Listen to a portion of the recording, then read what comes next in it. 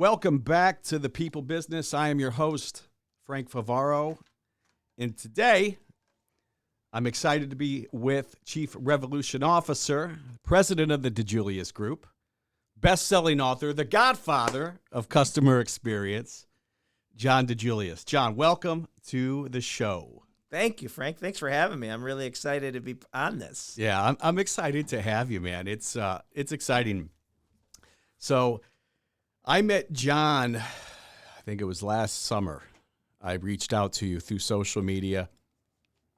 And John and I were connected. John's son wrestled for Walsh Jesuit, Johnny Dijulius, obviously a big name, 3-time state champion, wrestled for Ohio State. And I had known the name of John Dijulius and then became, connected with John on social media and absolutely loved the content he was putting out.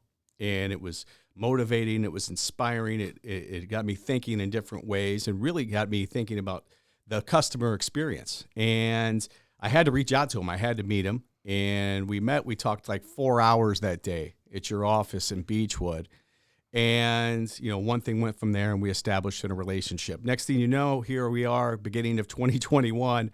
I leave my company and become one of John's first licensed customer experience coaches. So to have him here in the office, in the podcast today is great.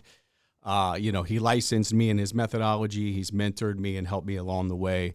And it's great to have you here, John. So let me ask you this. How did you get involved in customer experience? How did that start for you?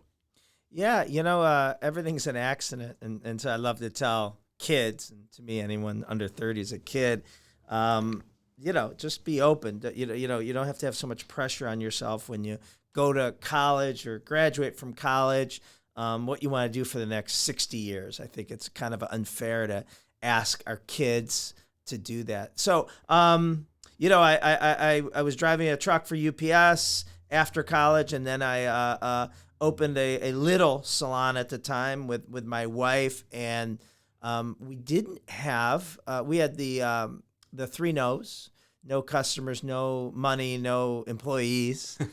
And like any area, you could, if you had a weak arm, you could throw a rock in either direction and hit 5 salons, like up and down, Mayfield Road where we had opened. So we couldn't outbuild, outspend, out advertise any of these competitors. So the one thing I thought that we could do that no one in the salon industry was doing back then was offer an experience that differentiated ourselves. And our goal back then was not to be the best salon that you came in contact with, but the best experience that you had that day. So you might leave the salon and go to the doctor's office or meet your friend for lunch or go shopping. And we wanted, kind of give this hangover effect that every place you went to didn't compare. And so, it started taking off. And then, if you had asked me in the early to mid 90s what my future was, it was going to, open salons everywhere. And, then people started asking me to speak more locally in Northeast Ohio at chambers of commerce. And I thought it was just a good marketing opportunity for the salons. But every time I spoke, 2 or 3 people came up, kind of, I think, like what you're experiencing now, saying, man, I really like your message. Can you come and help our business? Or can you talk at our trade association? And, I didn't realize that was something. And then by 2002, my first book came out, Secret Service. And it took me out of the salon industry and full-time into this speaking, which then morphed into consulting and having the opportunity to work with some amazing brands throughout the world. It's amazing. So you had the idea to start a salon. How did you get the idea, though, that we're going to go out, serve everyone, give them the best experience they felt that entire day? Like, where did you come up with that? Maybe it was in me. I don't know. I mean, I didn't really know what world class looked like back then. I hadn't probably ever stayed at anything nicer, than a motel or hotel, and I didn't shop anywhere nicer than the Gap, and I didn't eat at fancy restaurants. But it came from where my wife was working. She was a hairdresser, and they were horrible at customer service. Okay. and if the customer didn't like it, throw them out, and and then none of the employees stayed. They didn't stay, and that wasn't isolated. That was the way my wife, taught me, and probably my own experiences getting a haircut. That was the way the industry was. They weren't professional back in the late 80s, early 90s. Horrible at customer experience, and even worse at the employee experience. And so my wife had a lot of friends that she'd work with or went to beauty school with that started quitting the industry after 3 or 4 years because they had to get real jobs that had benefits, that had 401ks, that paid vacation, that trained. And so they'd, go off and work at Progressive, and answer phones. But that wasn't what they wanted. They loved hair, but hair, it was kind of like, for wrestling. There's no career in wrestling, no matter how much you love it. It's kind of what like hair was back then. So I just saw a huge opportunity that, we could differentiate ourselves and offer customers. I found out that, there's a lot of businesses out there. And, Frank, to you, the hairdresser was really the female landscaper construction worker. It was someone that, for the most part, wasn't college material. The counselor probably directed you to do that. Right. They went, and they were very skilled, talent, and tell me if this is similar, very skilled, got sick of making someone else rich. Right. So opened their own salon, but they didn't know, anything about business. But man, they can cut hair. Same thing with probably a chef, cook who became a chef, opened his own restaurant. Same thing, with landscaping. I'm sure with construction, very good at the trade, excellent at the trade. But once they got into it, they suffer from the business side. So with my wife's artistic and my business side, we had a pendulum was in the middle of the experience and the technical, that usually the pendulum was all the way over to the technical and really was lacking business, customer experience, employee experience. So that was really our competitive advantage. And, 30 years later, still have the salons not active in them. We still don't invest in advertising or anything because we found out that the customer experience is our best marketing. It is your best marketing because your customers are going out and doing the marketing for you. 100%. They are your salespeople, your customers. Right. They're going out there telling their friends, who tells their friends, and obviously it just continues to spread. Right, exactly. And it's like, I'm seeing you do this right now, and it's, deja vu. It's like, you're demonstrating you're the authority, you're the subject matter expert. And now people are seeking you out versus in the beginning. And it seems like you've been doing it for years. It's been 10 months, but in the beginning you had to do so much cold calling, which sucks, right? It's like, who are you? You're the 5th salesperson that called me today, emailed me today, walked in. Now people are saying, hey, dude, I hear you're pretty good. And that's a completely different sales conversation where I'm coming to you. Right. Means I probably haven't, looked in the yellow pages, so to speak, or online at 5 other people, and I'm looking for the best deal. Exactly. When people seek us out, they're not looking for a deal. You're in demand. You're in demand because you're offering something that no one else really is, right? Yeah. And you're offering an opportunity to improve, and that's a little bit different, and it's unique. I love service aptitude, and I wanted to ask you about that because, when I look back at Frank Favaro at 20, my service aptitude levels, Frank Favaro at 30, Frank Favaro at 40, and it's always like, wow, my service aptitude is continuing. So you say that there's 3 places service aptitude comes from, correct? Correct. Yeah, and where it starts is most leaders think soft skill training is common sense, innate, and that's the farthest thing from the truth. And they usually spend all or 99% of their time, if they train new employees or existing employees, on the technical side, yes. Right? How to make the meal, how to lay the stone, whatever that may be, how to do the books. and they don't, do anything on the soft skill. And the soft skill, is what we call service aptitude. And service aptitude is a person's ability to recognize opportunities to meet or exceed customers' expectations. And the last four words here are key: regardless of the circumstances. So we could all look like rock stars on the slowest day, slowest hour, slowest time of the season. But, when it's crazy and you're short staff and supply chain issues, do you have high enough service aptitude that you're not, having, customers go crazy? So that's not necessarily the paradigm shift. The paradigm shift is where service aptitude comes from. So the first place is previous life experiences.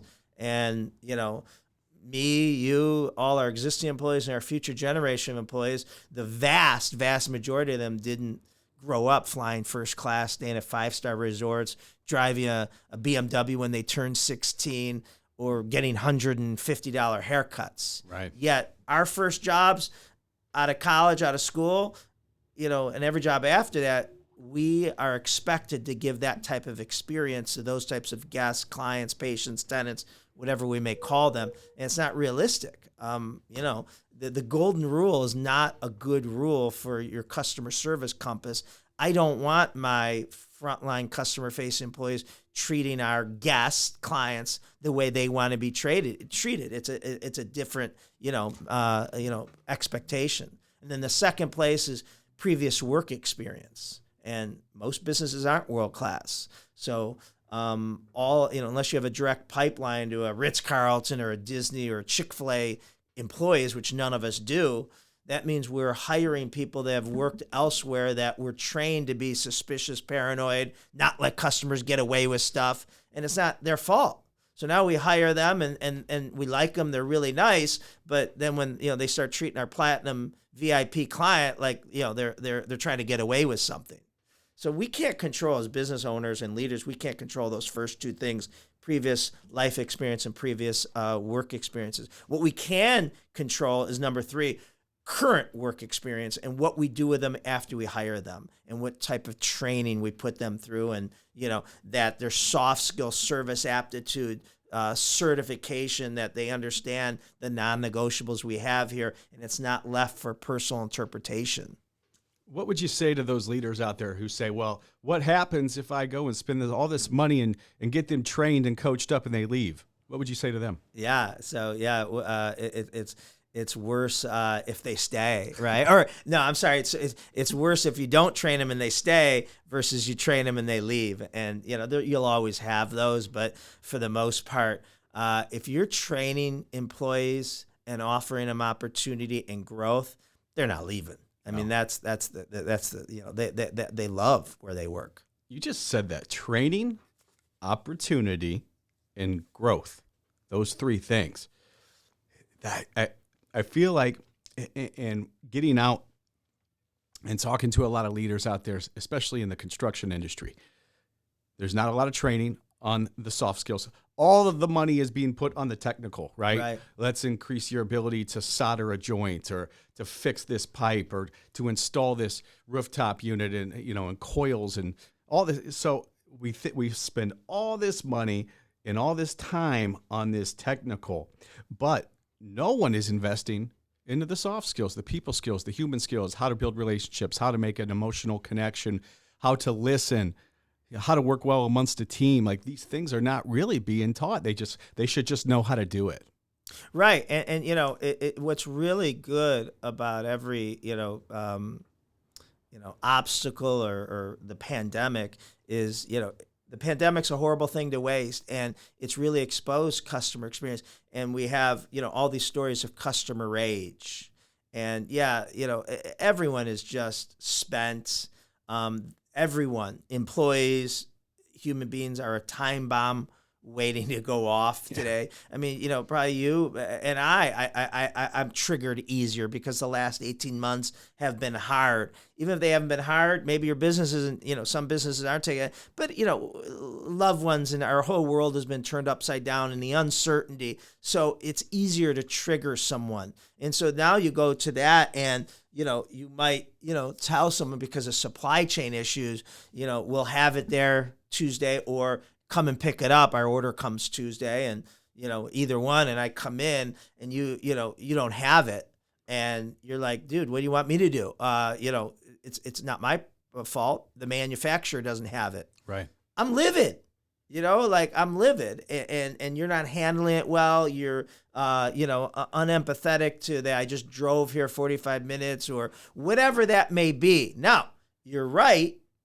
It's not your fault that the manufacturer didn't have it, but it is your problem and the way you handle that. And hopefully you create a system that before the shipping comes on Tuesday, what's in stock, what's out of stock, so you can call me and say, listen, that's not going to be here Tuesday. The closest, product to that we can get you for is this, or I wait. But that's why people are just losing their minds or short-staffed, right? A restaurant, you might sit there forever and get really angry because the hostess waitress didn't tell you that they're short-staffed behind the in the kitchen. Right. Versus they could have just said that at the beginning and say, we do have availability, but we are not serving at the times we normally do. And then you make the call. Probably you're going to say, that's okay. And then, you apologize a couple times, and you're like, dude, that's okay, to the waiter or waitress. That's okay. I understand. It's not your fault. And you're totally accepting and understanding by managing customers' expectations, which is the soft skill in any industry. Sure. But those expectations are not being set in advance. Therefore, I'm not picking up the phone and letting you know, hey, the manufacturer, I apologize, it was delayed. It's going to be an additional week till it comes in, as opposed to you getting in your vehicle, making that drive for 45 minutes, showing up, and then it's like, no one, here you are. Now you've wasted 4 hours out of your day, which you could have went and done something else. Right. And, been more. Had to get a babysitter, do something with my Right. dog, reschedule a call, whatever, who knows? Right. And that goes back to, do we understand? And are we, again, I don't believe this is any customer-facing employee's fault because they're not trained on it. Right. And so they just think of the other person as a blowhard coming in and yell at them.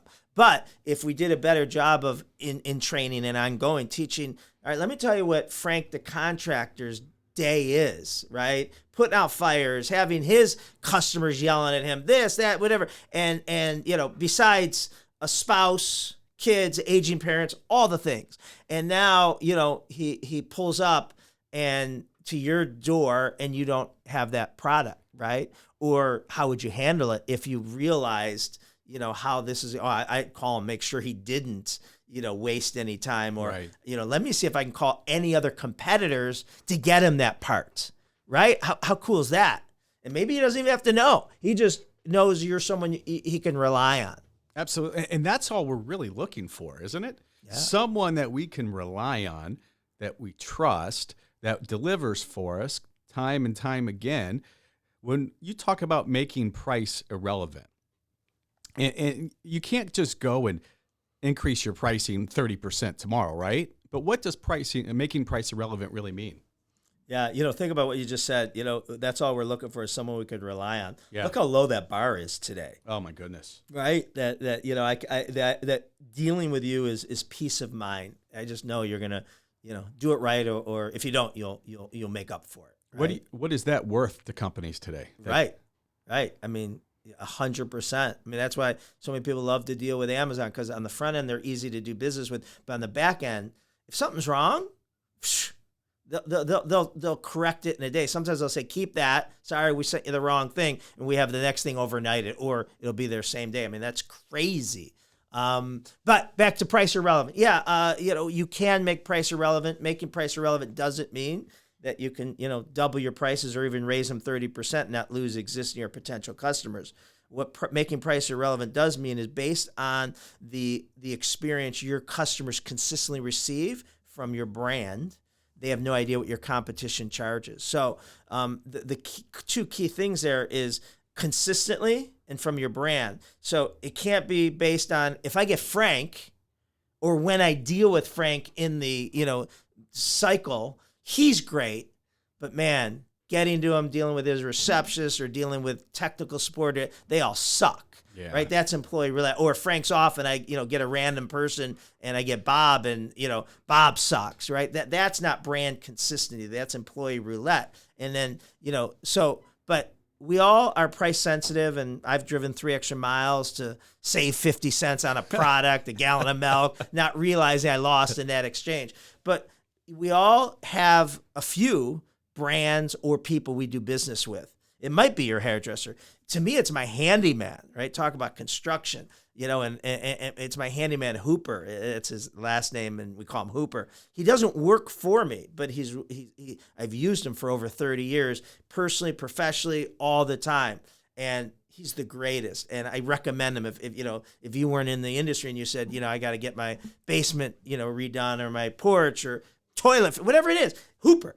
You're like, what's a Hooper? And I go off and tell you how great he is and blah, blah, blah. And then I usually get, well, how much does he charge an hour? Because my repairman charges this. And I'm embarrassed to say, I don't know. I can call my assistant and have her look up his last invoice. I don't care. Like, he might be 20% over, whatever, 25.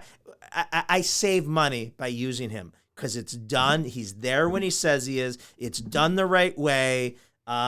He talks me out of spending more sometimes when I think I need this. He says, no, you don't. That all those things, so it's actually would cost me more to go cheaper in that regard. Cause we all know, you get somebody doesn't comes out and it's half-assed. Now you're trying to get him back and he left the place worse. All those things. Well, I just wrote an article for Peanut Magazine. Trust is the new currency. Yeah. And that's so true because, man, there's just not a lot of people, like you said, that we can depend on in this world today. So when we find that Hooper, right, it doesn't matter what it costs. When we find that company, it doesn't matter. Their ease of doing business, right? They're consistent. They're so trustworthy. I know even when they do screw up, they're probably going to make it right because they've always done it in the past. And I think that's probably what made you amazing in your previous career because you built that. You were a man of your word, and your clients loved you and were probably willing to forego some of the inconveniences maybe, that your company, maybe had. But it's Frank. And, people don't fire companies. They fire, people fire companies, and it's easy to fire a company. Progressive Insurance, Cleveland Clinic, the Dijulius Group, whoever, ABC Construction, but they don't fire people. And if I know Frank and I know he has kids and his little son's wrestling and his wife and all this, and he's a good guy and he's always there for me. He always, answers the phone even on a Saturday and gives me the answer, gets back to me. I'm not going to fire that. So when you have that relationship, and so the key thing is, what does trust look like? Because on itself, trust is just a platitude. Yeah, people trust me. Do they? Right. And so you got to make trust black and white. Sure. That you do what you say. You don't overpromise. You actually underpromise and say, Frank, I can get back to you by end of day tomorrow. Even though you think you can get back to him in an hour today, you say, Frank, is end of day, what is today? Tuesday, end of day, Wednesday, tomorrow, okay, with an answer or whatever. And Frank says, yeah, that's totally cool. I think I can get back to you today, but I also know that fires happen and emergencies happen personally and professionally. And, all of a sudden a client called up and they, have something, I got to help them walk them through, or I got to run home to, take care of something. And also I'm like, oh shit. Or I hear from Frank because I told him I'd get it to him in an hour. And Frank says, John, did you forget about me? I'm like, oh crap. So, now if I get back to Frank today, wow, that was cool. I was expecting end of day tomorrow. Now he has an answer, but there's a lot of things, right? That trust is that, no one's smarter than you at what you do. And we got to show that we are constant. Every time we talk to a customer, they walk away saying, damn, this guy or this woman knows their stuff. Right. And I'd be afraid to deal with someone else because, I'm always learning every time I talk to them. Like I feel like I could do his job almost because he's educated me so much. And, and that, trust is also about that you love what you do and you make it obvious, right? If I don't realize you like what you do, I don't trust that you're going to be that good at it, that passionate about it. But man, your enthusiasm radiates. You love what you do, who you do it for, who you do it with, all those things. You got to make it obvious. And we talked about this even before we got on. Sometimes we have to be Academy Award winners, meaning we might have the wind sucked out of us. We might have landed on a plane at 1 a.m. We might have gotten a ticket on the way to a client. But man, when you walk in, you're on stage, or when you pick up that call or on Zoom, you got to bring that energy, the positive energy. That all goes into trust. Right. Always on stage. I love what you just said there.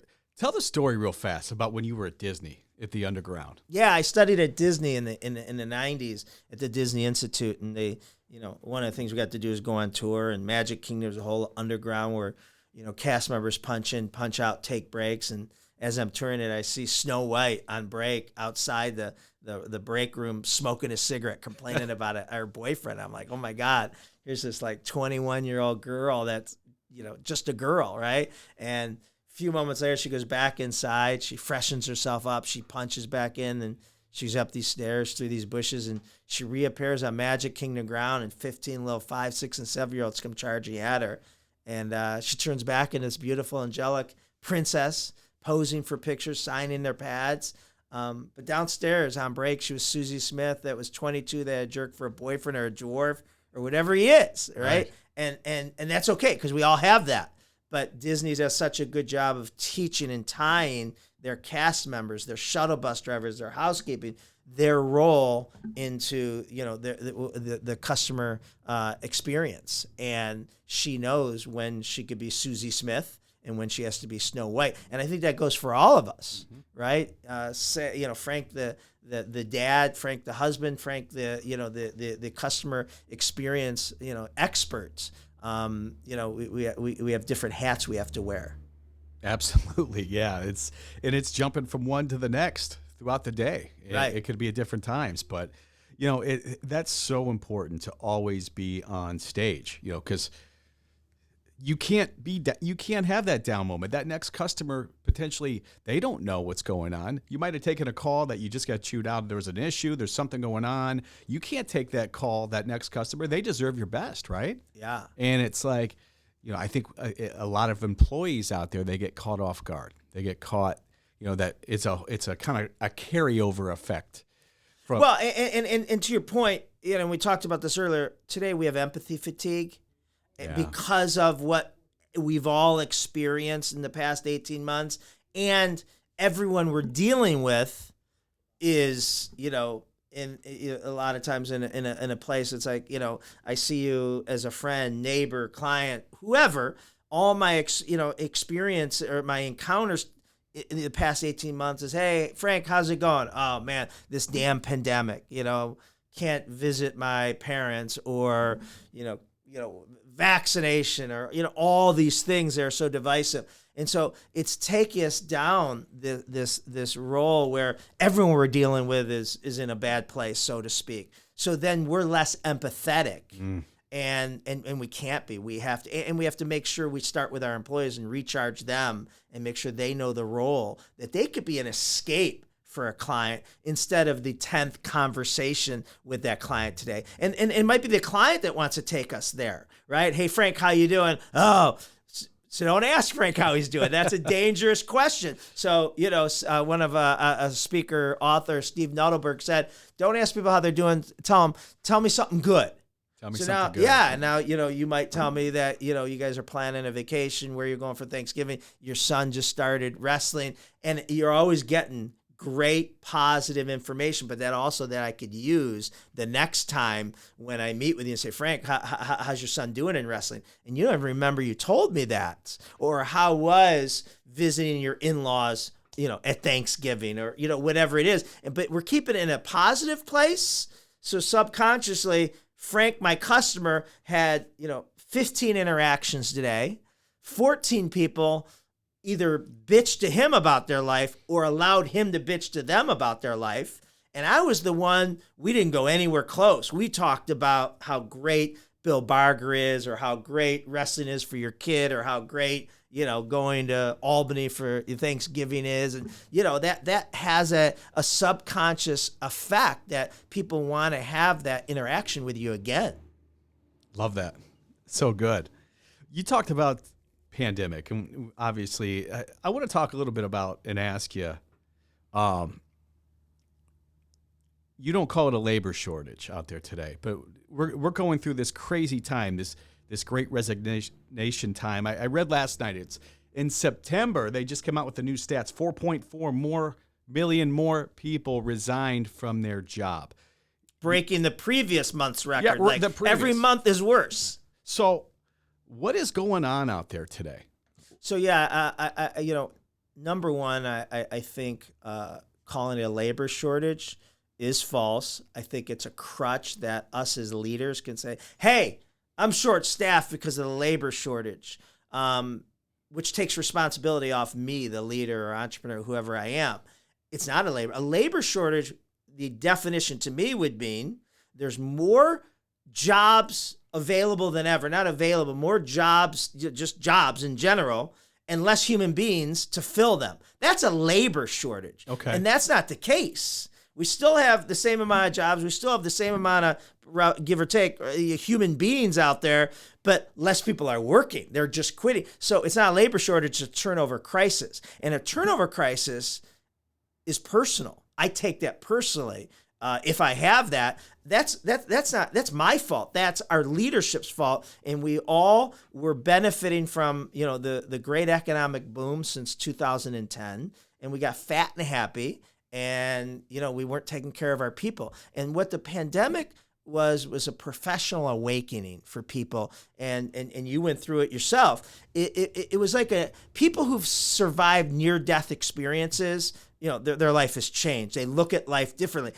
You hear these stories. You ever hear a speaker? They come back and they break up with their significant other because they've been miserable, and now they realize that I don't need to be miserable, right? I almost died. So it's kind of like that professional awakening where they just went through this pandemic, and they know what they want and what they aren't willing to tolerate anymore, and they're not going to trade hours for dollars. And they're not going to get beaten up, and they're not going to be uninspired, and they're going to find that somewhere else. And so now that also the Great Resignation is a great opportunity for the companies that truly, aren't just lip service, that truly care about their employees. We've told you this, Frank, as a CX coach, and for my companies, our thing has always been our leadership mission for our employees and coaches and anyone that comes in contact with us is for our people to make more money than they thought possible. Okay. However, at the end of their career with us, partnered with us, whatever that looks like, we want the money they earn to be the least valuable thing that they got. Think about that. If you could do that, you'd say, man, I made more money than I thought I would in my life and my career, whatever I did. But that's 10th on what I got for being a part of that company, right? The relationships, the, helping me, become a better man, husband, mother, teacher, all those things, and so that's what great employers should be focused on is creating a culture that employees love. Worried today about the mental well-being of employees, which that was never anything we really worried about or leaders worried about. One of the best side effects of the pandemic is the attention given now to mental well-being, and that it's becoming a responsibility of everyone. And there's a lot, starting with us, right? How's our mental well-being? Right. It starts with us. Yeah. And then looking and saying, Frank, my employee, Frank, my manager, Frank, my whatever. Hey, how are you doing? And hopefully that opens the door, or offering resources. And then there's another side to it is some people are doing fine, but their wife, their sister, their children aren't doing fine. So you can still help them, right? And those resources. I'm someone who, really has a positive filter. I don't get down. I one of my greatest strengths is I turn everything into, I love the quote, life doesn't happen to you, it happens for you. So whatever, if a plane crashes in this building, somehow that's going to be, if we're still alive, that's going to be, something that's going to benefit us versus then if it didn't happen. The problem I have with that is I don't necessarily empathize when people are struggling because I don't. Right. And so sometimes I could, not be the person I need to be and say, Frank, pull up your socks. I mean, look at the things you should be grateful for. You got a great family, you got a great job, you got great. Well, that doesn't make it, someone, that doesn't work for people. The kick in the ass, some people, but not all people. So I have to, figure out how to help people. And there's a lot in my, circles that are struggling from time to time or right now. And I have to, it's not the kick in the ass, pull up your socks, be tougher, Frank, conversation that works. I'm like you in that way, but being an athlete, it's just, go, you go do it. I mean, like get yourself back up. You learn more from your losses right. than you did from your victories. But I wanted to ask you that. Have you seen that the Anthony Bourdain documentary, Roadrunner, that came out? No. And like, I used to watch Anthony Bourdain and what is Roadrunner? So it was the name of the documentary on him. So it basically starts off and, he's saying like, this is not going to end well. It's the story of my life. They imposed his voice and recreated it. And it just shared how he was, everyone thought he was doing so great in life because he was super successful, right? Traveling the world, experiencing these places, parts unknown that the people have never seen and most people will never get to travel to. But deep down, he was hurting inside. He had demons inside. Yeah. And it's just, that's the thing. People are all fighting a battle that we don't know about. And a lot of people make it look great on the surface, but you really never know deep down. No, and the pandemic accelerated, if you have that, it's enhanced it. And people need, caring, genuine, even the, just how you really do. I know when we bumped into each other outside, how you doing? Great. I'm doing great. But when you kind of get past that and you're meeting with friends, coworkers, and you just say, Frank, really, how are you doing? Yeah, like that's huge to people, right? Sure. And you hope that answer is good, but you're also now more available to them at whatever resource you can provide. So many companies out there are not doing that for their employees. Just having that, pulling them. Hey, how are you? Like. No, I'm not talking about work. Like, how are you as a human? Right. How are things? And the virtual model has really hurt that even more. Yeah. Because we're not bumping into each other at the office at the Keurig conversation where I might say Frank, what's going on? How was your weekend? And we go down a rabbit hole, and I might find out something bad happened, something great happened. And that's I believe relationships and trust happen in the rabbit holes. But now virtual meetings, you don't allow for it. All right, we have a meeting, our team, and we got 45 minutes and we got this agenda. And then, all right, everyone good? All right, go. And then we all get off. And there's more professional and probably personal isolation today where we're not, me and you didn't arrive to a meeting 5 minutes early before everyone got here. And we have that, innocuous conversation, or we're straggling as we're putting our computer in our bag and we're the last two left in the conference room, and we have that conversation that allows for us to get to know each other better. That's, you don't have virtual energy, and you don't have the innocuous conversations from the Zoom world. So now we have to reinvent those. Mm-hmm. You have to build those in, be it one-on-ones. One-on-ones or a team with no agenda, right? That we could just, what's going on, highs and lows, big talk questions, what keeps you up at night, just certain things that it just allow people to get to know each other better. Yeah, because that all feeds into the overall culture of the organization, right, and the culture of the company. And culture is everyone's talking about culture, right? What do you define culture as? Like, when somebody says culture, what does that mean to you?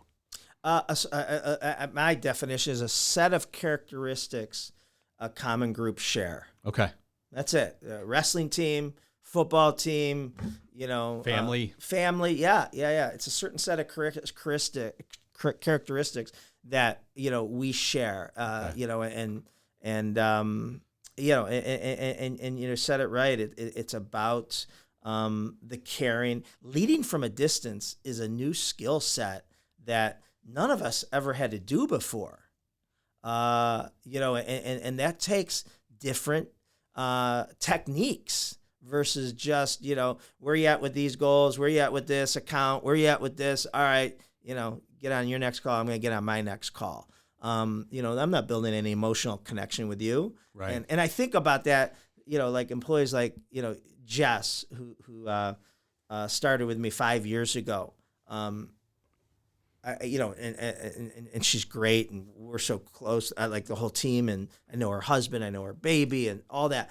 But I think about if she started within the last 18 months, I could see her being part of the Great Resignation, because we wouldn't have gotten to know each other, and it would just be a job, and I would just be a boss, and whatever we stereotype bosses as, we wouldn't have had those opportunities to realize, oh, he's a good guy, or he cares, or whatever you get to know. And that's, what's really concerning about the virtual world. So we just have to attack it from a different way.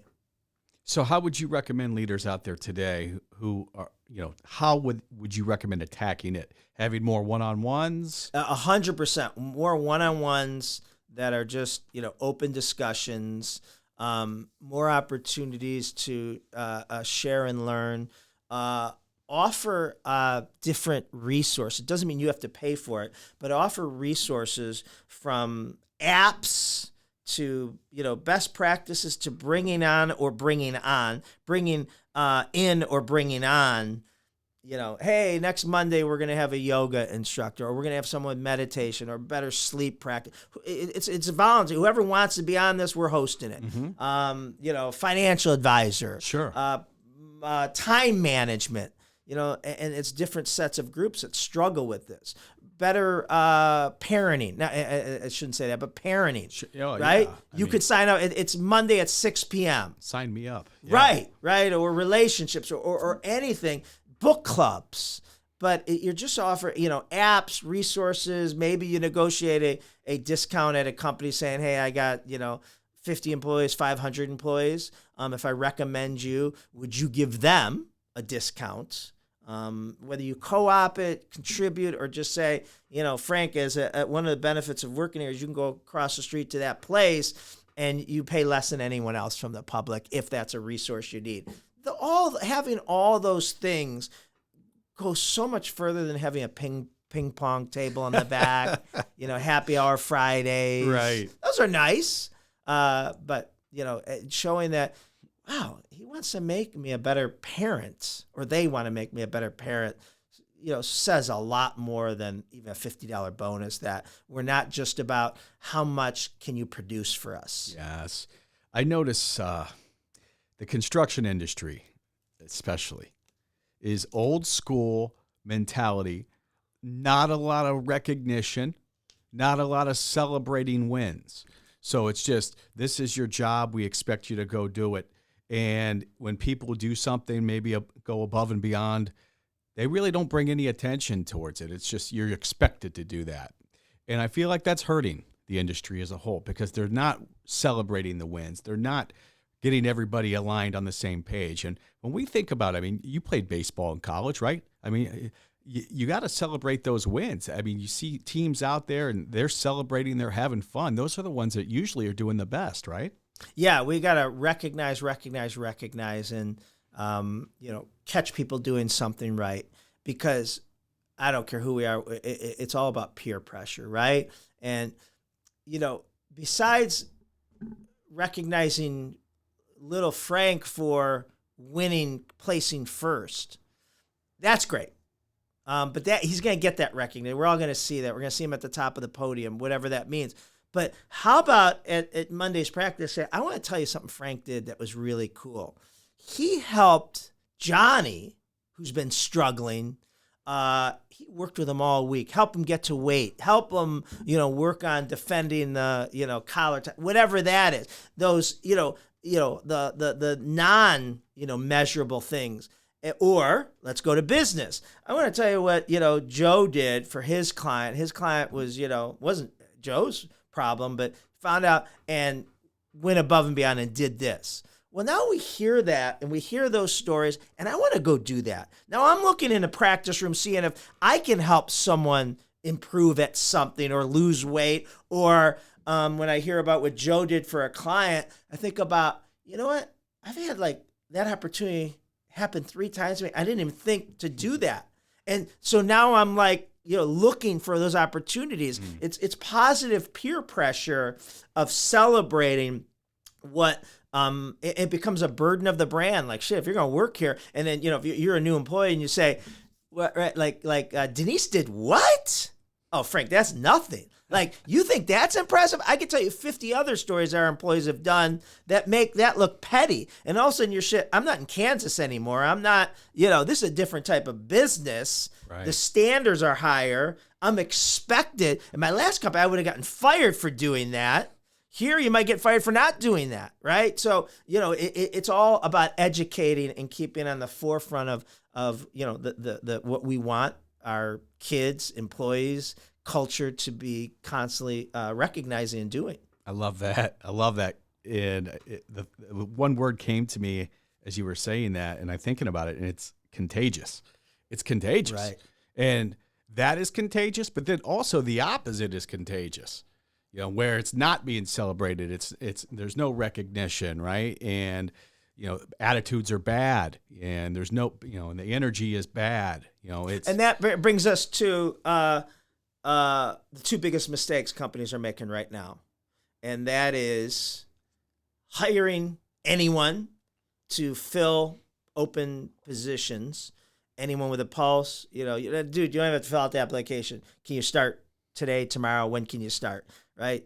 And, I didn't filter you. I didn't screen you. And then the second one is keeping bad employees, because, not only can we not afford to lose them, we need 3 more. And, and great performers hate working with poor performers in sports, in business. And, that's why you're losing. That's why you have a turnover crisis, because they may not mind working for you, but they can't say I'm working for, B and C players. I'm reading a great book right now called No Rules, Rules. And it's about Netflix's culture. Okay. And I love one thing they say is adequate performance will get you a great severance package. Right? I love that. And the second thing they talked about was some study. I think it was in college. And, so they had these MBA classes, and they had these really high-performing teams, brilliant students. I don't know what subject it was, but, they were just great. Well, they hired actors to be like new students, and they put them on, and these hired actors were supposed to have a bad attitude, look at their cell phone, lay their head on the table like they're bored, insult other people. Wow. And like they'd say to, one of the women, like she said something and said, have you ever taken a management class before? And it was insulting and shut up. And they said, during the videos, how these the low performer was contagious. Now other people were laying their head down on the table, looking at their cell phone. Oh, wow. But that's what we're doing. And so it goes back to one of my favorite things that I just, stumbled on, is I've always loved, and I think you have too, the quote, "You are the average of the 5 people you spend the most time with," right? Yes. I love that. I believe it. I yell it, or I preach to my kids and I preach to my employees. You are the average. If you're hanging around a bunch of losers, you're going to be a loser. If you're hanging around a bunch of smart people, you're going to be smart. But the epiphany I had was, we always say, well, we blame it on you, Frank. You are choosing who you hang around with, right? So if you're hanging around bad, that's your fault. If you're hanging around great people, that's your fault. But then I think about my employees, or employees in general. They don't get to pick and choose their 5 who they work with all day. We as their leaders do. Yes. And now Suzanne, who used to have a high morale, is going down her morale. She's not as engaged. She's less productive. And that's our fault, because we chose her 5. We're allowing her 5 to be mediocre, or new employees thrown in there. We didn't have time to train them. Yeah, they don't care about the company. They don't care about what we do, but we just needed a pulse. And like it just made me change and feel such a bigger responsibility of who we're putting, our employees around, who their 5 is. Yeah, that's a whole different way of looking at it, but it's true. And because A-level players, they don't want to play. They don't want to be have to play with C-level people all day. Right. It's that brings them down, and they will move on. They will go find another team. And I'm sure you did it in wrestling. You were on the great Walsh national championship teams, so you probably didn't have too much of this. Whoever you went with were freaking studs, so it made you better. But I remember, my son Johnny, in high school, they had a really good team. They came second in states, and they were good. But there were some people, sure. And when he'd have to go with them in just practice, and they'd be half-assed and backing up to the wall, so they didn't have, And he told me, he said, I just pushed the kid into the wall and just said, don't even come near me, because that was hurting his hour or 2 hours of getting better. Sure. Because that kid didn't want to work. And Johnny, who was, a pretty good wrestler, wanted to get better in that 2 hours, didn't want to, have some kid that kept on, backing out and not wanting to engage and, doing all that stuff. It's the same thing in all our lives. So true. Yeah. And we are a product of our environment. Right. To that nature. Yeah. Right. And can you imagine, I think you wrestled with him, being a slacker, drilling with Clint Musser? Yeah, he'd pound your head in the pavement. Well, but he was such a great leader because he didn't allow anyone else in the room to have that mindset. Right. He would call you out and jump on you and beat you up if you did. Yeah. So it made it that he was a big part of that championship mentality. So, but John, thanks for being on today. Oh, thank you. I really appreciate it. And I tell everyone we had a new coaches camp this week for new coaches, and they got to be so sick of hearing Frank, and you're just doing it, you're crushing it, and it doesn't surprise me. I think people who accomplish things in certain areas, it just becomes the recipe, right? And the recipe from wrestling to being successful in sales to being successful. There's just a recipe, and I don't care what you're doing. And you figured that recipe out. And I've found in almost everything I've attempted, from businesses to writing books to marriage to parenting, I have found that A, I underestimated it, no matter how many times people warned me.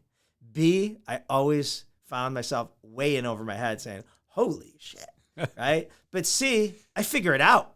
Yeah. Like, I just have that, and so do you. Like, I have that personality that I'm going to eat, sleep, drink this. No one's going to outwork me. No one's going to outthink me. No one's going to out-consume me on that topic. And that's what I see in you. And every person we've ever introduced you to, on your own, you've gone and met them for Starbucks and have just, wrung them for everything that, that you can get from them. And that's so impressive. Thank you. I appreciate that. And you have to. It's go find the best people out there and steal shamelessly and see what they're doing and make it part of your own. And success leaves clues. That's it. You don't have to figure it out. Just, if you want to be skinny, hang out with a bunch of skinny people, eat what they eat, read what they read, exercise like they do.